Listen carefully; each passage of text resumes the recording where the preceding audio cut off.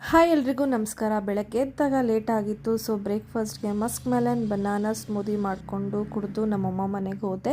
So ಮಧ್ಯಾಹ್ನ ಆಯಿತು ಅಂತ ಲಂಚ್ ಅಲ್ಲೇ ಮಾಡಿದೆ. ಬಿಸಿ ಬಿಸಿ ರೈಸ್ ಮತ್ತು ಮೊಳಕೆ ಹುಳ್ಳಿ ಕಳ್ಸಾರು.